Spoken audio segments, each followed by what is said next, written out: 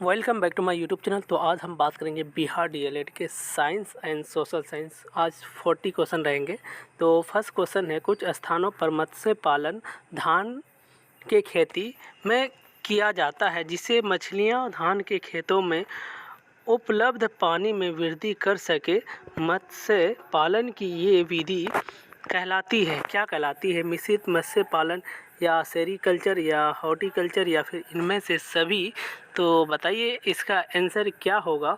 तो इसका जो आंसर होगा वो ऑप्शन नंबर ए हो जाएगा, मिश्रित मत्स्य पालन। इसका मतलब क्या है कि आप देखो, धान की खेती के साथ साथ जो नीचे में पानी रहते हैं उसमें आप मछली को भी पालन कर लेते हैं। तो इसको हम लोग बोलेंगे मिश्रित मत्स्य पालन। ठीक है। उसके बाद क्वेश्चन नंबर 2,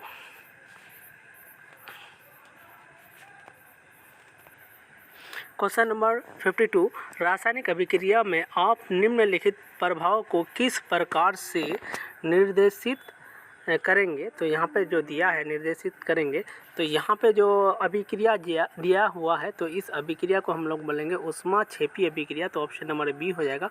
उसके बाद नेक्स्ट क्वेश्चन है, क्वेश्चन नंबर 53, कार्बन का कौन सा गुण जिससे वह कार्बन की लंबी श्रृंखला बनाता है? तो ऑप्शन नंबर ए है अम्लीयता, ऑप्शन नंबर बी है श्रृंखलन, या ऑप्शन नंबर सी है इनमें से सभी, और ऑप्शन नंबर डी है इनमें से कोई नहीं। तो इसका जो आंसर होगा, तो इसका आंसर जो होगा ऑप्शन नंबर बी हो जाएगा। ठीक है। उसके बाद क्वेश्चन है 54, ठोस में 54 क्वेश्चन है, ठोस में कणों के बीच की गति होती है डैश होती है। तो ऑप्शन नंबर ए है रेखिक है, ऑप्शन नंबर बी है स्पंदनात्मक, और ऑप्शन नंबर सी है वृत्तीय गति, और ऑप्शन नंबर डी है यादृच्छिक। तो इसका जो आंसर हो जाएगा वो ऑप्शन नंबर बी हो जाएगा, स्पंदनात्मक हो जाएगा। ठीक है। उसके बाद क्वेश्चन नंबर 55 है। तो 55 है, दोहरा निषेचन अद्वितीय है।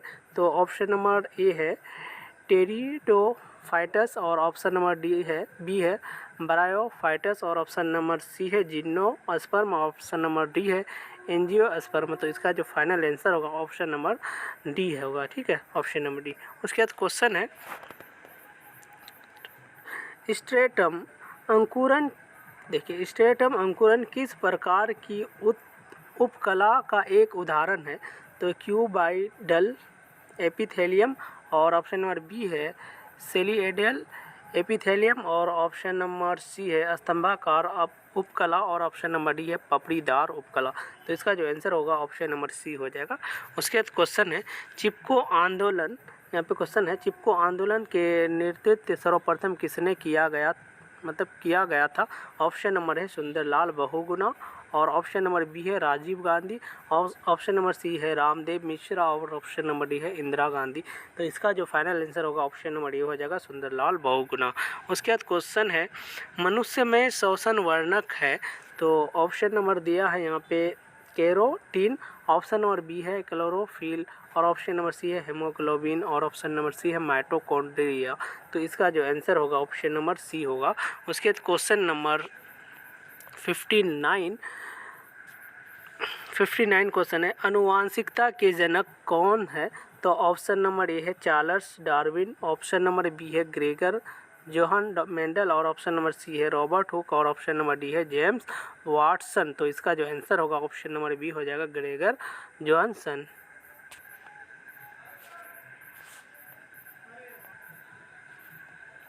क्वेश्चन है 60, मान लीजिए कि एक लड़का मेरी गो राउंड झूले पर 10 मीटर प्रति सेकंड के एक समान वेग से चल रहा है। तो दिए गए परिदृश्य में इनमें से कौन सा सत्य है?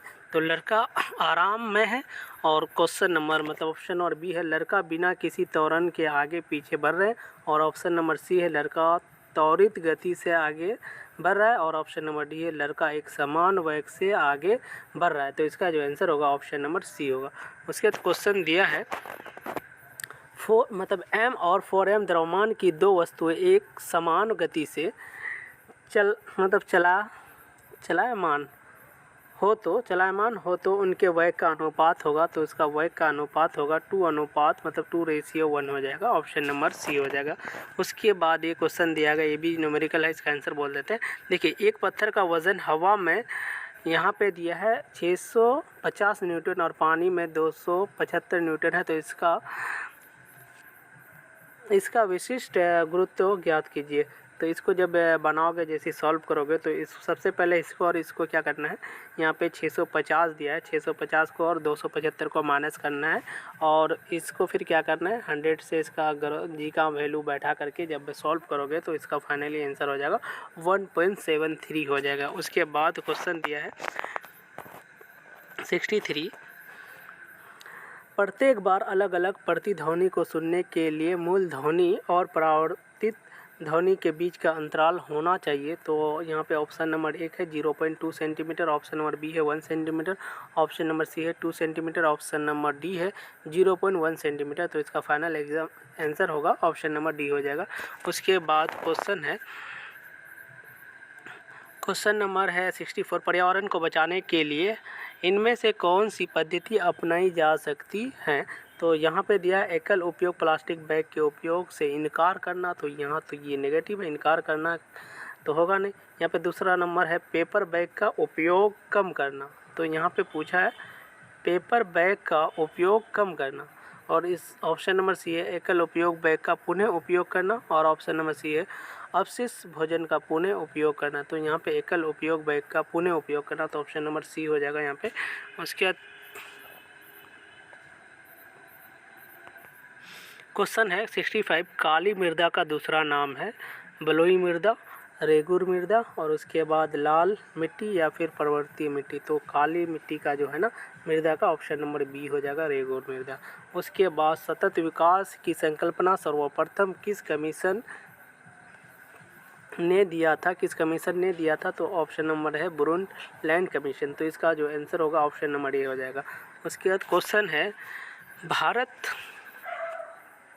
के उष्णकटिबंधीय क्षेत्र में किस प्रकार की ऊर्जा का विकास किया जाता है। तो किस प्रकार का, ज्वारीय ऊर्जा, थर्मल ऊर्जा या बायोगैस ऊर्जा या सौर ऊर्जा। तो इसका जो आंसर होगा ऑप्शन नंबर डी हो जाएगा, सौर ऊर्जा हो जाएगा। उसके बाद क्वेश्चन है ये क्वेश्चन दिया गया है न्यूमेरिकल है 100 वाट और 220 वोल्ट विद्युत बल्ब के तंतु का प्रतिरोध क्या होगा। तो इसका आप लोग कमेंट करके बताइएगा, इसका होमवर्क रहेगा HW। उसके बाद क्वेश्चन नंबर 69 है 1 देखिए यहाँ पे 2 और 3 के प्रतिरोध के श्रेणी क्रम में जोड़ने पर समतुल्य प्रतिरोध होगा। तो 1 ओम होगा, 2 ओम होगा, 3 ओम होगा, 6 ओम होगा। तो इसका जो आंसर होगा ऑप्शन नंबर डी हो जाएगा, 6 ओम हो जाएगा। उसके बाद कौन सा रंग जिसका खतरे के सिग्नल में उपयोग होता है, तो लाल रंग ऑप्शन नंबर यहाँ पे दिया है, ऑप्शन नंबर ए है लाल रंग, ऑप्शन नंबर बी बैगनी रंग, ऑप्शन नंबर सी पहले नीला रंग दिया है, उसके बाद बैगनी, उसके बाद लाल रंग और उसके बाद पीला रंग।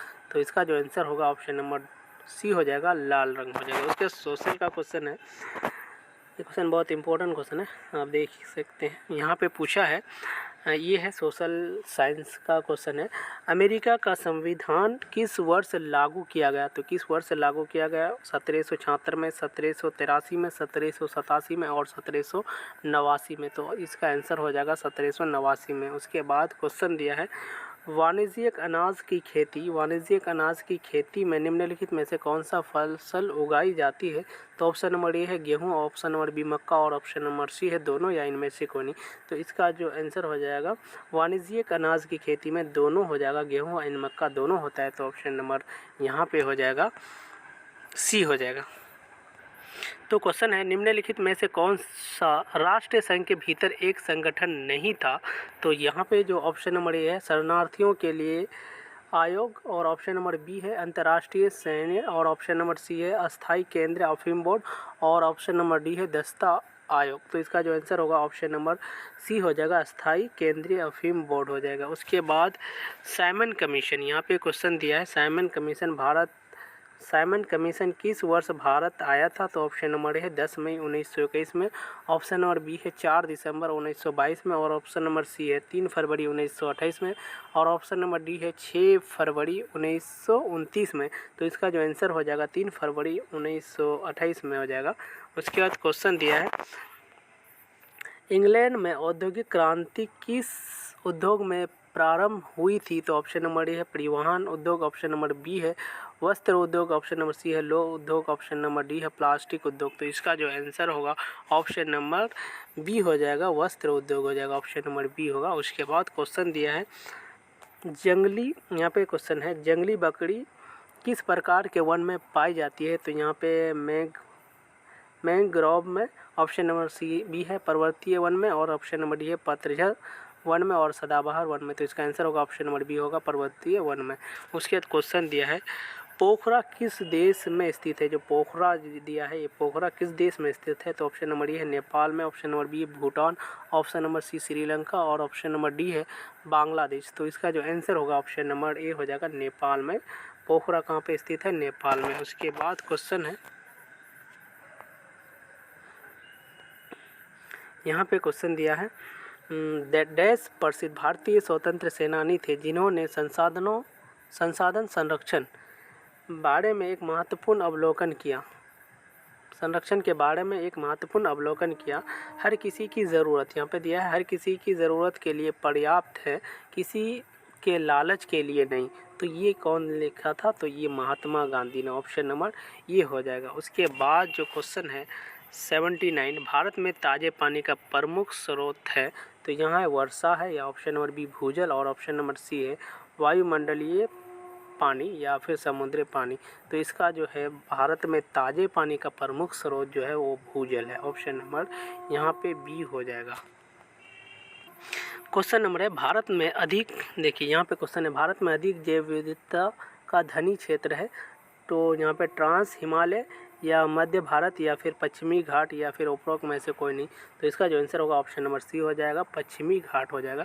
उसके बाद क्वेश्चन है पवन चक्की में उत्पन्न बिजली टावर की ऊंचाई पर निर्भर करती है या हवा के वेग पर निर्भर करती है? और ऑप्शन नंबर सी है हवा के वेग पर निर्भर नहीं करती, और ऑप्शन नंबर डी है इसके आसपास के पेड़ों पर निर्भर करती है। तो इसका जो आंसर होगा ऑप्शन नंबर बी हो जाएगा, हवा के वेग पर निर्भर करती है। तो ऑप्शन नंबर बी इसका फाइनली आंसर होगा।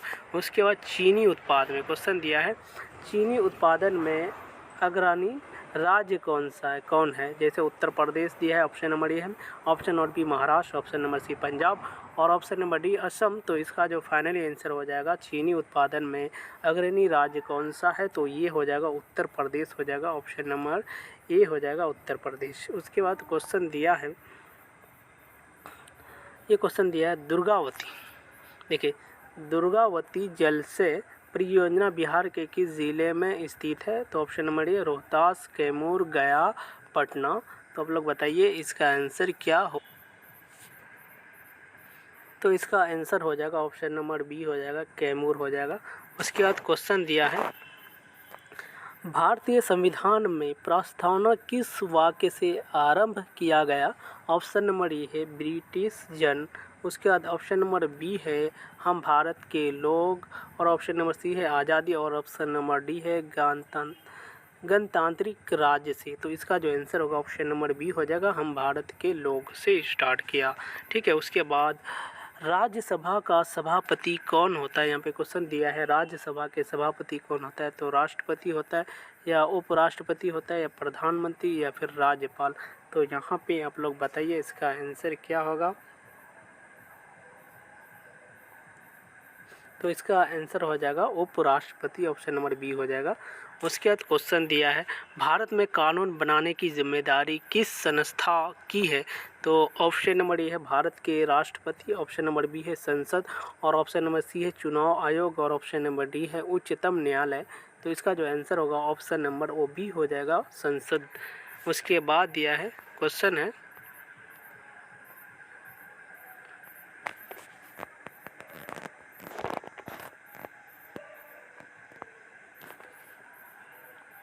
यह क्वेश्चन दिया है 87 संपत्ति के अधिकार को मौलिक अधिकार की सूची से कब हटाया गया? तो ऑप्शन नंबर है 1976, 1978 और 1971, 1977। तो इसका आंसर हो जाएगा ऑप्शन नंबर बी हो जाएगा 1978 में। उसके बाद क्वेश्चन है 88 क्वेश्चन है निम्नलिखित में से किस देश ने अपने संविधान के बहुसंख्यकवाद को अपनाया? तो इसका जो आंसर हो जाएगा ऑप्शन नंबर डी हो जाएगा, श्रीलंका ने हो जाएगा, ऑप्शन नंबर डी हो जाएगा। ठीक है, उसके देश का लास्ट क्वेश्चन है भारतीय लोकतंत्र को किसकी प्रयोगशाला कहा गया है? तो देखो यहाँ पे क्वेश्चन दिया है भारतीय लोकतंत्र को किसकी प्रयोगशाला कहा गया है? तो ऑप्शन नंबर ए शिक्षा को, ऑप्शन नंबर बी है विकास को, ऑप्शन नंबर सी है अधिकारों को और ऑप्शन नंबर डी है इनमें से कोई नहीं। तो इसका जो आंसर होगा ऑप्शन नंबर सी हो जाएगा, अधिकारों को। उसके बाद क्वेश्चन लास्ट क्वेश्चन है अंतर्राष्ट्रीय संगठनों में ये चिंता है कि देश संयुक्त राष्ट्र के निर्माण की अवहेलना करता है, ये एक तरफा कार्रवाई करता है। किससे? ये क्या हो जाएगा ऑप्शन नंबर, ये जो देश दिया है बीच में भरना है डैश में, तो ये फ्रांस होगा या फिर USA होगा या फिर UK होगा या रूस होगा। तो इसका जो आंसर होगा वो ऑप्शन नंबर बी हो जाएगा, USA। तो गाइस अगर वीडियो अच्छा लगे तो चैनल को सब्सक्राइब कीजिए और वीडियो को शेयर कीजिए। आप लोग का नंबर कितना आया तो आप लोग कमेंट करके ज़रूर बताइएगा। 40 में आप लोग का कितना नंबर आया है। तो गाइज़